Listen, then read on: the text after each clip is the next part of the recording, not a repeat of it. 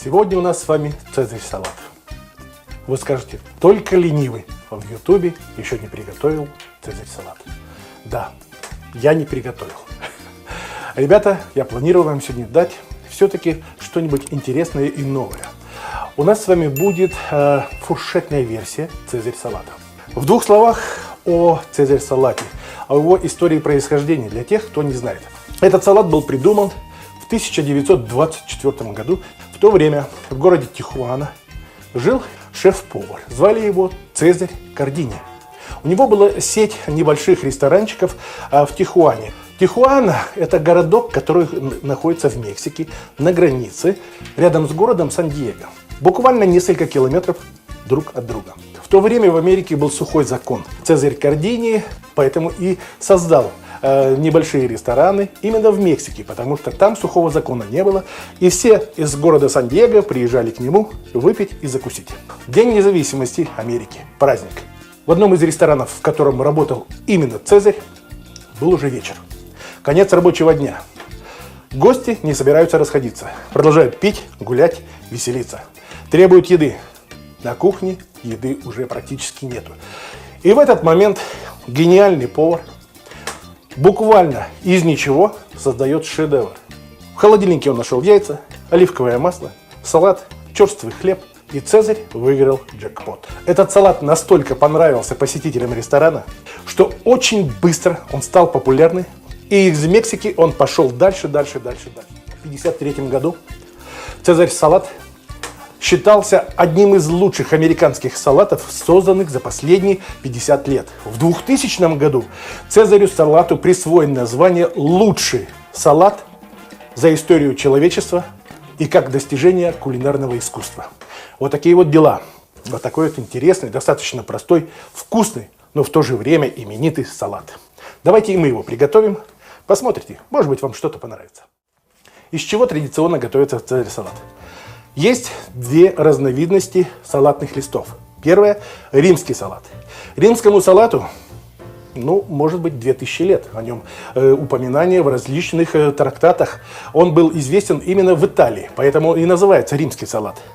Его раньше использовали не для еды, раньше его использовали для лечения, для примочек различных и тому подобное.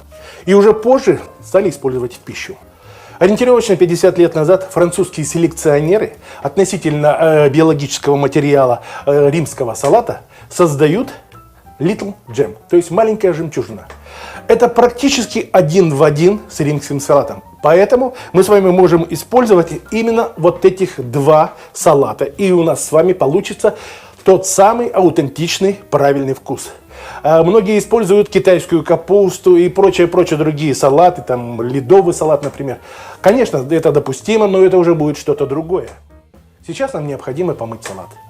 Моем не в проточной воде, а в большом количестве воды. Отделяем листочки. У римского салата отделяйте буквально вот так вот, целиком.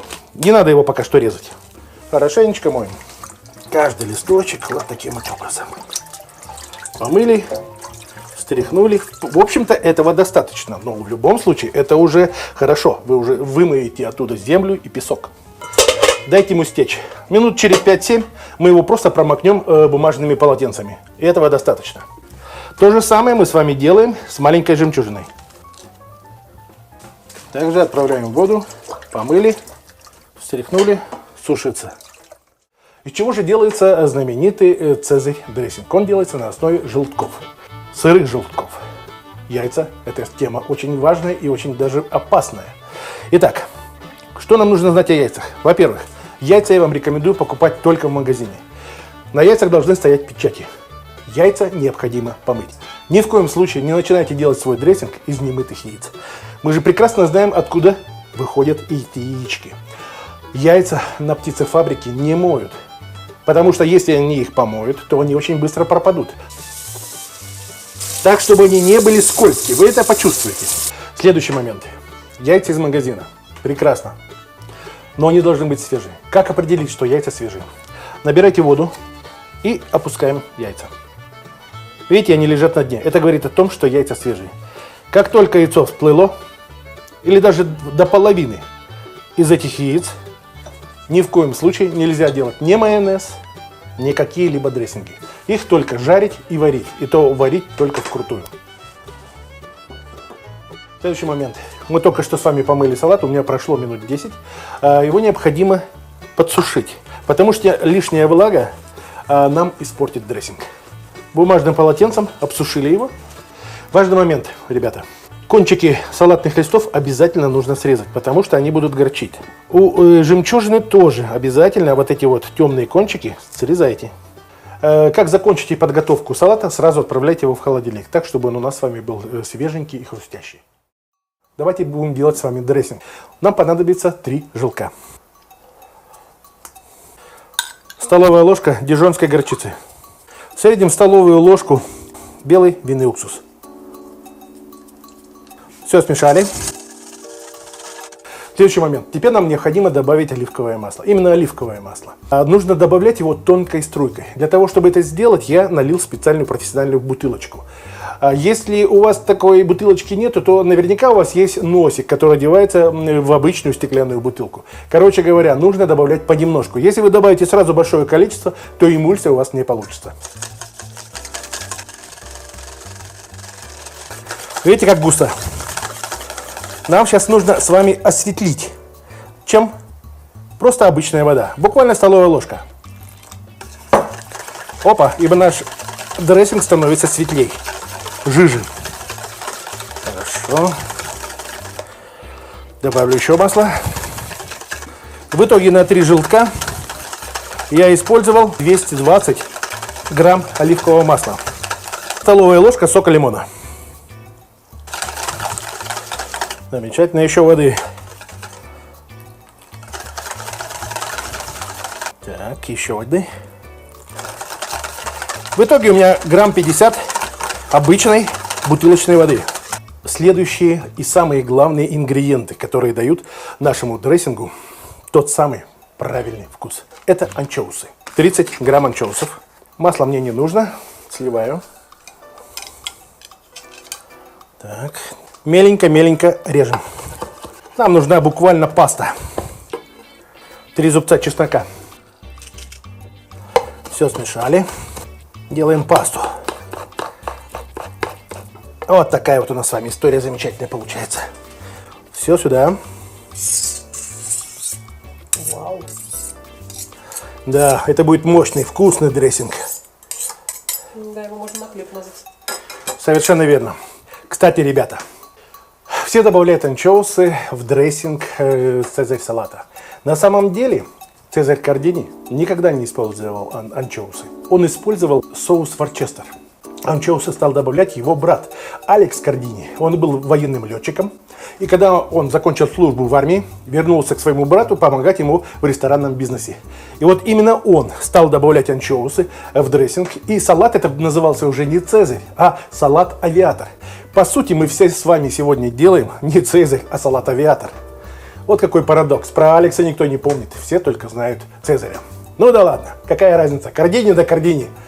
Все это дело с вами смешали. Аккуратненько. Вот так вот. Добавим сюда щепотку черного перца. И последний штрих – это пармиджано. 2 столовые полные ложки натертого пармезану. Помешали. Добавлю-ка я еще немножко воды.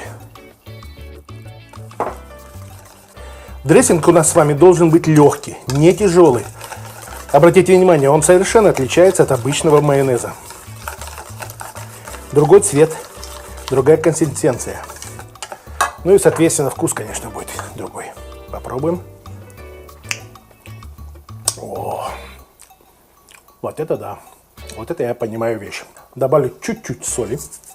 Вы скажете, ты добавил анчоусы. Да, я добавил анчоусы. Но все равно соли хочется добавить. И добавим сюда еще половину столовой ложки тростникового сахара. Так, попробуем еще. Да, вот теперь идеально. Дрессинг можем с вами слить в другую емкость, более привлекательную. Закрываем пленочкой, отправляем в холодильник. Сейчас мы с вами погрилуем курочку, куриную грудку. соль, черный перчик.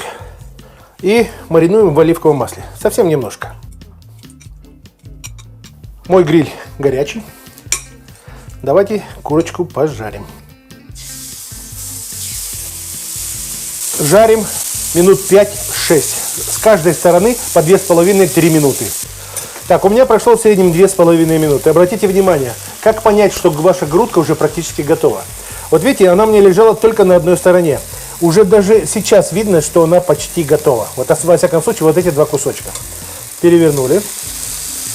Даем еще 2,5-3 минуты. И все. Вот этот кусочек у меня потолще, поэтому я его слегка придавлю.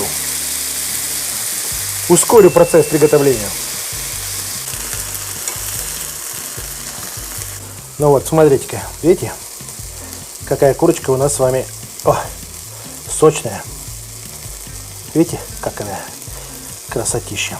Куриную грудку, ну как и стейк хороший, главное не пересушить. Мясо должно быть нежным, сочным. Ну все, мяско готово. Вот она у нас, красавица. Я достал дрессинг из холодильника. Пару столовых ложек для нашей курочки. Вот так вот. Прямо горячую курицу? Да, прям горячую курицу этим дрессингом. Она сейчас напитается этими ароматами, вкусами. Будет вообще просто бомбическая. Нам нужно курицу эту охладить. Она нам понадобится именно холодная. Добавляем немножко пармиджано. Ой, боже мой, как же пахнет. Это просто невероятно. Ребята, просто. Эту курицу отдельно шапотную. Ее, конечно, можно подавать отдельно. Но мы с вами делаем канапе. Охлаждаем до комнатной температуры. Давайте возьмем пару лепешек тортильи. Слегка ее нагрели, подрумяним.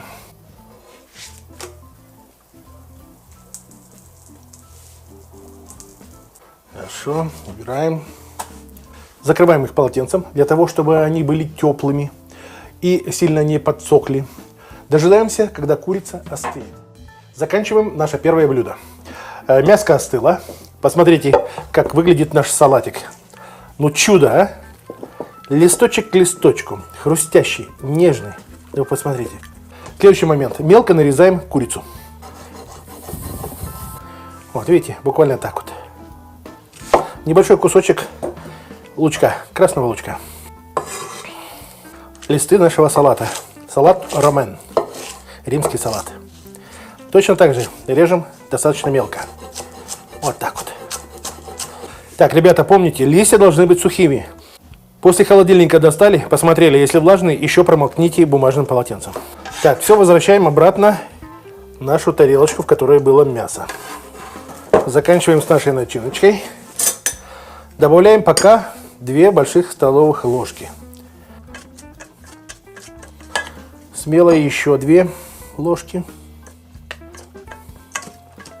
Чуть-чуть черного перца, щепотку. Добавлю немножко чили для характера. Смотрите, не переборщите соус. Видите, какая консистенция? То есть салатик достаточно влажный, но в то же время он не мокрый. Столовая ложка пармезана. Так, эксперт дегустирует.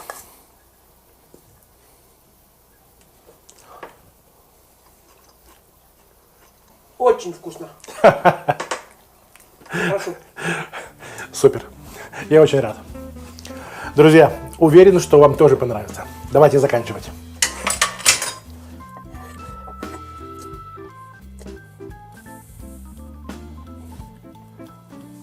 Это место смочите нашим соусом. Забиваем пустоты.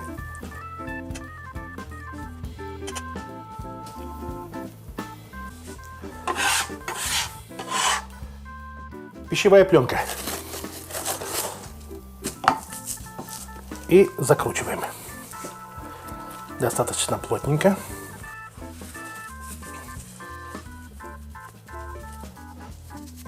Наши колбаски готовы.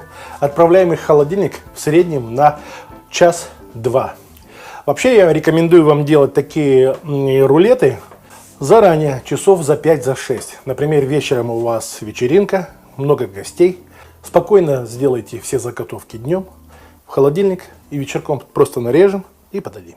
Сейчас мы с вами начнем готовить салат номер 2. Готовим крутоны. Это классика. Итальянский хлебушек. Вы можете использовать не свежий хлеб, так, чтобы он был подсохший. Это для крутонов будет прекрасно. Я растопил столовую ложку сливочного масла. Добавляю сюда столовую ложку оливкового. Крутоны в емкость. Выдавливаем 2 зубчика чеснока. Включаем духовку на 200 градусов. Наша маслица оливковая и сливочная. Листики тимьяна. В среднем чайную ложечку. На лист. Духовка 200 градусов. Запекаем до светло-золотистого цвета. Так, ребята, у меня прошло 8 минут. Посмотрите, какие эти красавчики.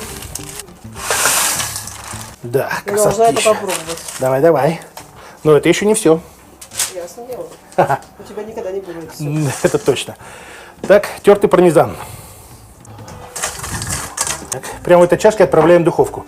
Еще буквально на несколько минут нам нужно, чтобы расплавился пармезан. Наши крутоны практически готовы. Сейчас мы с вами сделаем еще жареного пармезана. В среднем 100 грамм. Распределяем. Я много не делаю. Я просто хочу вам показать.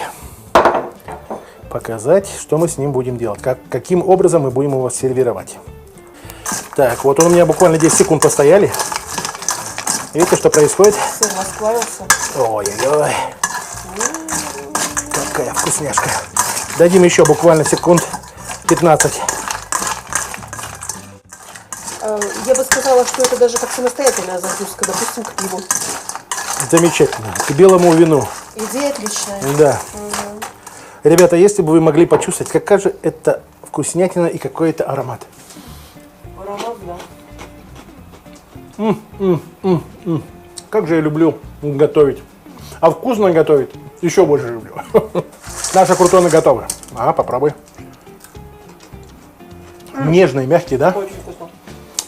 То, что нужно. Я снизил температуру духовки на 180 градусов. Отправляю наше пармиджано. Заводите таймер буквально на 3-5 минут. И следите. Очень важный момент. Пармиджано должен поджариться до светло-желтого цвета. Ну, чуть-чуть такой, знаете, начало коричневого. Если будет коричневый цвет, то сыр будет горчить. Все испортим. Прошло у меня 7 минут. 180 градусов температура. Цвет видите какой? Все. Если будет чуть-чуть темнее, то наш сырок будет горчить. Пусть охлаждается.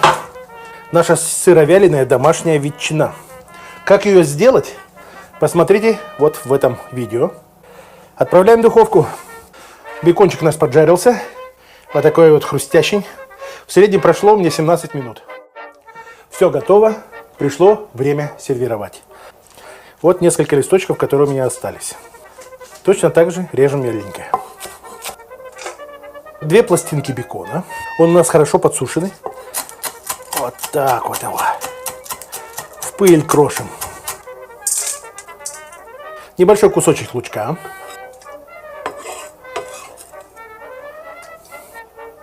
Столовую ложку нашего замечательного дрессинга. Даже давайте 2 дадим.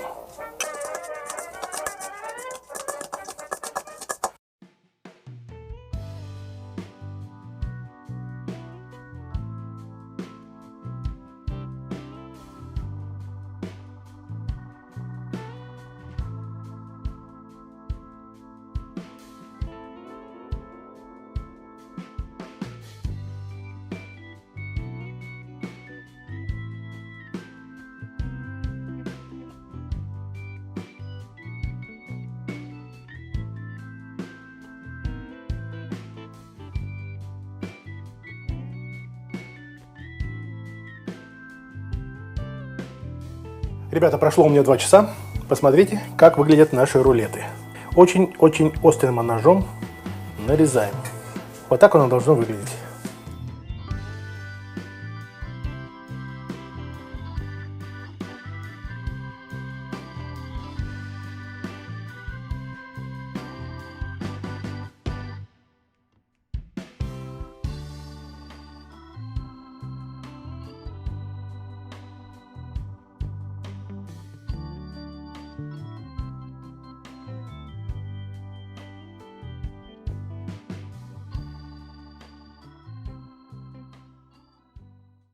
Ну, ребята, вот наш цезарь-салат.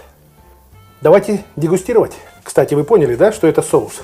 На тот случай, если вдруг кто-то захочет. Я наверняка захочу. Вот так вот. Вот дополнительно.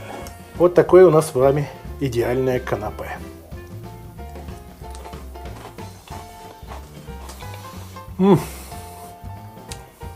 Ребята, вы обязаны это приготовить. Обязательно попробуйте. Обязательно. Следующее. Жареный пармезан.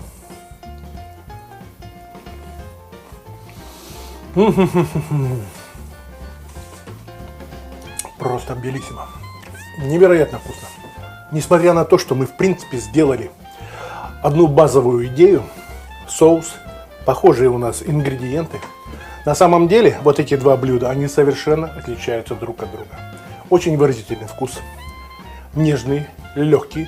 Вы их можете поставить как закуску в начале вашей вечеринки, так и в конце, когда уже, скажем, со стола все убрали. Даже десерт, когда вы покушали. Вы же продолжаете веселиться. До утра еще осталось время. Выпивайте шампанское или что-то вы выпиваете. И вот такие вот легкие канапе, вот такие легкие бутерброды будут в самый раз. Друзья, на этом все. Надеюсь, вам было интересно сегодня. Увидимся в следующий раз. Пока!